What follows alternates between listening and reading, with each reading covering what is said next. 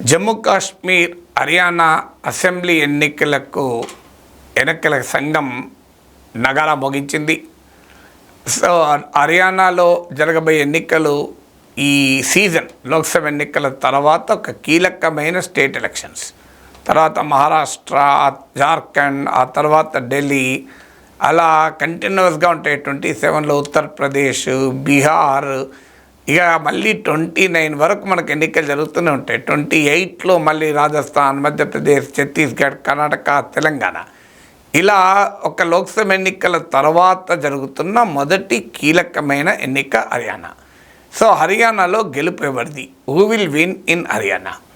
హర్యానాలో 2014లో నరేంద్ర మోడీ వచ్చేంత వరకు హర్యానా కాంగ్రెస్ బ్యాస్టియన్, కాంగ్రెస్కు బలమైనటువంటి కేంద్రం. కానీ మోడీ ప్రభావం రావడము, హిందుత్వ ప్రభావం రావడము, 2014 తర్వాత north and western part of ఇండియాలో హిందీ భాష మాట్లాడేటువంటి ప్రాంతాలలో భారతీయ జనతా పార్టీ హిందుత్వ ప్రభావం బలంగా పెరిగాక హర్యానా కాంగ్రెస్ చేతుల్లోకి వెళ్ళి స్లిప్ అయింది. అయినా అప్పటికీ కూడా లోక్సభ ఎన్నికలతో పోలిస్తే అసెంబ్లీ ఎన్నికల్లో బీజేపీ పర్ఫార్మెన్స్ ఎప్పుడైనా ప్రశ్నార్థకమే. ఉదాహరణకు 2019 లోక్సభ ఎలక్షన్స్లో బీజేపీ 10కి 10 సీట్లు గెలుచుకుంది. కానీ ఆ తర్వాత వెంటనే జరిగిన అసెంబ్లీ ఎన్నికల్లో బీజేపీ ఓటింగ్ గణనీయంగా పడిపోయి 40 సీట్స్కే పరిమితమైంది. కేవలం 40 అసెంబ్లీ సీట్లు. జననాయక జనతా పార్టీతో కలిసి కోalition గవర్నమెంట్ ఫామ్ చేయాల్సి వచ్చింది. జేజేపీతో ఎన్నికల సమయంలో పోరాడి తర్వాత కలవాల్సి వచ్చింది. సో అందువల్ల అది కూడా అన్నేచురల్ అలయన్స్. జననాయక జనతా పార్టీ ఏమో జాట్ బేస్ పార్టీ, హర్యానాలో బీజేపీ ఏమో నాన్ జాట్ ఓబీసీ సోషల్ కోalition ఆధారంగా అధికారంలోకి వచ్చింది. అయినా కూడా రెండు పార్టీలు అవసరం కొరకు కలవాల్సి వచ్చింది. సో అందువల్ల ఇప్పుడు హర్యానాలో బీజేపీకి సవాల్గా మారింది. లోక్సభ ఎన్నికల్లో బ్రహ్మాండంగా గెలిచిన సమయంలో కూడా అసెంబ్లీ ఎన్నికలకు వచ్చే వరకు బీజేపీ దెబ్బతిన్నది. అందుకు 2019 అసెంబ్లీ ఎన్నికలే ఉదాహరణ. ఇప్పుడు ఈసారి లోక్సభ ఎన్నికల్లోనే బీజేపీ దెబ్బతిన్నది. ఇప్పుడు 2014లో కాంగ్రెస్కు హర్యానాలో ఉన్న 10 లోక్సభ సీట్స్లో 1 సీట్ వస్తే 2019లో కాంగ్రెస్కి అసలు 1 సీటు కూడా రాలేదు. 10కి 10 బీజేపీ గెలిచింది. కానీ ఇటీవల జరిగిన ఎన్నికల్లో 2024 లోక్సభ ఎలక్షన్లో కాంగ్రెస్ 5 సీట్లు గెలుచుకుంది. సో ఇప్పుడు కాంగ్రెస్ ఆశ ఏంటంటే బీజేపీ లోక్సభ ఎన్నికలు స్వీప్ చేసినప్పుడే అసెంబ్లీ ఎన్నికల్లో సరిగా పర్ఫామ్ చేయలేకపోయింది. ఇప్పుడు లోక్సభ ఎన్నికల్లోనే భారీగా దెబ్బతిన్న తర్వాత ఇక అసెంబ్లీ ఎన్నికల్లో ఏ ప్రభావం చూపుతుంది అనేది ఇప్పుడు కాంగ్రెస్ పార్టీ నమ్మకం. అందువల్ల ఇది మొదటి ఫ్యాక్టర్గా కాంగ్రెస్ తనకు అనుకూలంగా భావిస్తుంది. ఇక రెండవ ఫ్యాక్టర్ ఏంటంటే కాంగ్రెస్ భావించేది బీజేపీ రాష్ట్ర ప్రభుత్వం పట్ల తీవ్రమైన వ్యతిరేకత, అసంతృప్తి. ఇది బీజేపీ కూడా ఎక్నాలెడ్జ్ చేసింది కనుకనే లోక్సభ ఎన్నికలకు ముందు మనోహర్ లాల్ ఖట్టర్ను మార్చి కొత్త చీఫ్ మినిస్టర్, మరో ఓబీసీ ఫేస్ ఆయన నాయబ్ సింగ్ సైనీని పెట్టింది. సో ఇప్పుడు కూడా అమిత్ షా ప్రకటించారు, నాయబ్ సింగ్ సైనీ నాయకత్వంలోనే మేము ఎన్నికలకు పోతామని. సో అందువల్ల మనోహర్ లాల్ ఖట్టర్ ప్రభుత్వం పైన తీవ్ర వ్యతిరేకత ఉంది అని బీజేపీ నాయకత్వం కూడా గుర్తించింది. ఆయనను పార్లమెంట్ గెలిపించుకొని ఇప్పుడు మోడీ ప్రభుత్వంలో మంత్రి అయ్యారు. కానీ ఈ ముఖ్యమంత్రిని మారిస్తే యాంటీ ఇన్కంబెన్స్ పోతుందని బీజేపీ లెక్కలేసింది. కానీ అది జరగలేదు. బీజేపీ 5 సీట్లు 50% ఆఫ్ ద సీట్స్ కోల్పోయింది. కాంగ్రెస్ 10లో 5 గెలుచుకుంది. అందువల్ల ఇప్పుడు అసెంబ్లీ ఎన్నికలకు కూడా బీజేపీ ప్రభుత్వం పట్ల ఉన్న రాష్ట్ర ప్రభుత్వం పట్ల ఉన్న యాంటీ ఇన్కంబెన్సీ తమకు లాభపడుతుంది అన్నది కాంగ్రెస్ పార్టీ రెండవ క్యాలిక్యులేషన్. ఇక మూడవది ఏంటి అంటే 2019లో జరిగింది ఏంటి అంటే ఒక రకంగా యాంటీ బీజేపీ ఫోర్సెస్ డివైడ్ అయ్యాయి. బీజేపీ ఒకవైపు, కాంగ్రెస్, జననాయక జనతా పార్టీ, ఐఎన్ఎల్డి వేరువేరుగా పోటీ చేశాయి. ఎన్నికల తర్వాత బీజేపీ, జేజేపీ కలిశాయి.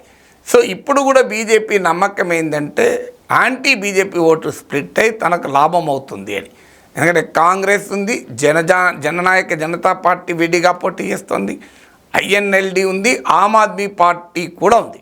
కాంగ్రెస్ ఎంత కాన్ఫిడెంట్గా ఉంది అంటే ఆమ్ ఆద్మీ పార్టీతో ఢిల్లీలో పొత్తు పెట్టుకుంది, కానీ హర్యానాలో మాత్రం పొత్తు పెట్టుకునే ప్రసక్తే లేదు, ఇండివిజువల్గానే పోటీ చేస్తామని కాంగ్రెస్ ప్రకటించింది. సో ఇప్పుడు బీజేపీ నమ్మకం ఏంటంటే యాంటీ బీజేపీ ఓటు స్ప్లిట్ అయి తాము లాభపడతామని నమ్ముతుంది. కానీ కాంగ్రెస్ ఆశ ఏంటంటే లోక్సభ ఎన్నికల్లో ఇది జరగలేదు, జననాయక జనతా పార్టీ బాగా దెబ్బతిన్నది, బీజేపీకి సమర్థించి బాగా దెబ్బతిన్నది అన్నది కాంగ్రెస్ అంచనా. ఎందుకంటే జననాయక జనతా పార్టీ జాట్ ఫార్మర్ బేస్ ఉన్నటువంటి పార్టీ. కానీ 2019లో బీజేపీతో కలిసి అధికారంలోకి వచ్చింది. ఆల్రెడీ రైతు చట్టాలకు వ్యతిరేకంగా పెళ్ళుబిక్కిన యాంగర్ పంజాబ్ హర్యానాలో ఎక్కువగా ఉండే. శిరోమణి అకాలీదళ్ అది గమనించి ఎన్డీఏ నుంచి బయటకు వచ్చింది. కానీ జననాయక జనతా పార్టీ 2024 లోక్సభ ఎలక్షన్ల ముందు వరకు కూడా బయటకు రాలే. 2024 లోక్సభ ఎలక్షన్లు కూడా బయటకు వచ్చింది కారణం రైతు సమస్యలు కాదు, బీజేపీ 10 సీట్లలో 1 సీటు కూడా మిత్రపక్షానికి ఇవ్వనందుకు బయటకు వచ్చింది. సో అందువల్ల జననాయక జనతా పార్టీ బాగా డిస్క్రెడిట్ అయి ఉంది. ఆప్కు పెద్ద ఫుట్ హోల్డ్ లేదు, ఐఎన్ఎల్డి వీక్ అయిపోయింది. ఎందుకంటే ఐఎన్ఎల్డి నుంచే ఇండియన్ నేషనల్ లోక్దళ్ నుంచే జననాయక జనతా పార్టీ దుష్యంత్ చౌతాలా నాయకత్వం పార్టీ పుట్టింది. అందువల్ల ఈ పోటీ బీజేపీ కాంగ్రెస్ల మధ్యనే ఉంటుంది. ఇందుకు లోక్సభ ఎన్నికల ఉదాహరణ అనేది కాంగ్రెస్ నమ్మకం. అందువల్ల యాంటీ ఇన్కంబెన్సీ ఓటు తమకే పడుతుంది. అందువల్ల తాము చాలా సులభంగా గెలుస్తామని కాంగ్రెస్ నమ్ముతోంది. వాస్తవంగా ఇటీవల జరిగిన pre poll survey, people's pulse survey స్వల్ప మెజారిటీతో కాంగ్రెస్ గెలవచ్చు అని ప్రిడిక్ట్ చేసింది. కానీ కాంగ్రెస్ వాళ్ళ నమ్మకం ఏంటంటే అంతకన్నా ఎక్కువ మెజారిటీతోనే గెలుస్తాము అని. 4వ ఫ్యాక్టర్ ఏంటంటే బీజేపీ ఆశించుతున్నదల్లా సోషల్ ఇంజనీరింగ్ పైన. నాన్ జాట్ ఓబీసీ కాంబినేషన్తో బీజేపీ 2014 నుంచి హర్యానాలో ఎమర్జ్ అయింది.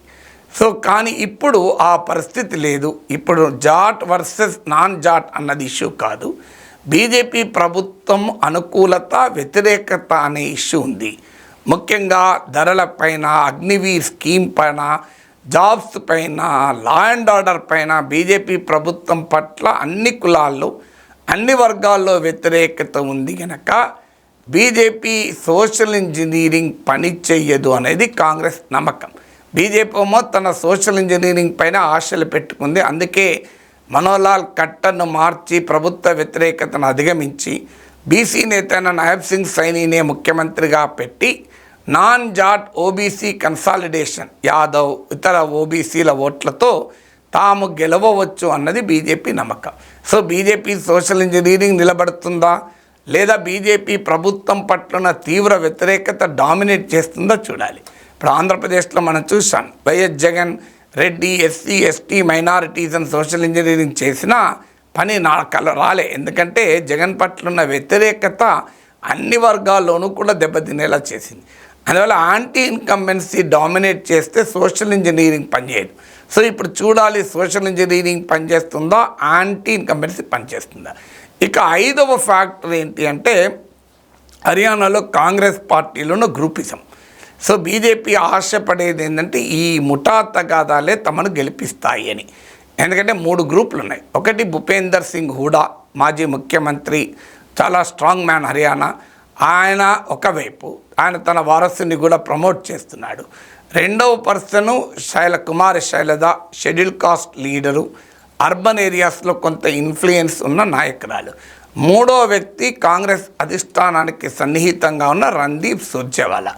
ఈ ముగ్గురు 3 యాత్రలు సెపరేట్గా చేపట్టారు. ఇప్పుడు ఉదాహరణకు భూపేందర్ సింగ్ హూడా హర్యానా వ్యాప్తంగా యాత్ర చేపడితే కుమారి శైలజ హర్యానాలో ఉన్న అర్బన్ ఏరియాస్లో తనకు ప్రత్యేక యాత్ర చేపట్టింది. రణదీప్ సుర్జేవాలా ఈ 2 యాత్రల్లో కలవనంటున్నాడు.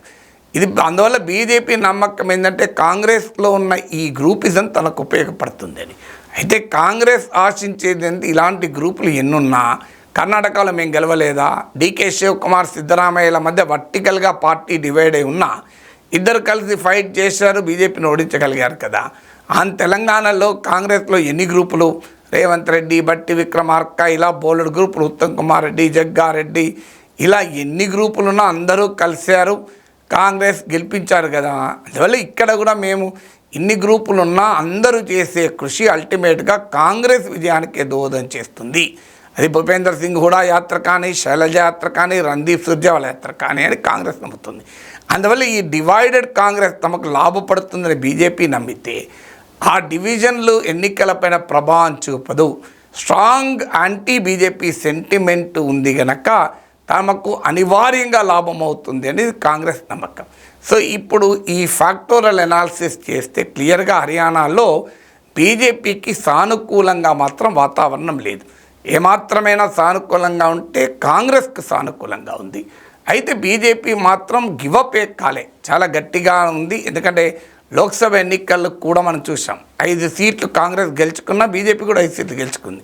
అందువల్ల ఇప్పుడు కూడా పోటాపోటీగా హర్యానా ఉండవచ్చు అని అంటున్నారు. కానీ ఖచ్చితంగా కాంగ్రెస్దే పై చేయిగా ఉంటుంది, బీజేపీకి అననుకూల నెగటివ్గానే ఉంటుంది అనేది ఇప్పటి వరకు వస్తున్న ఎనాలిసిస్.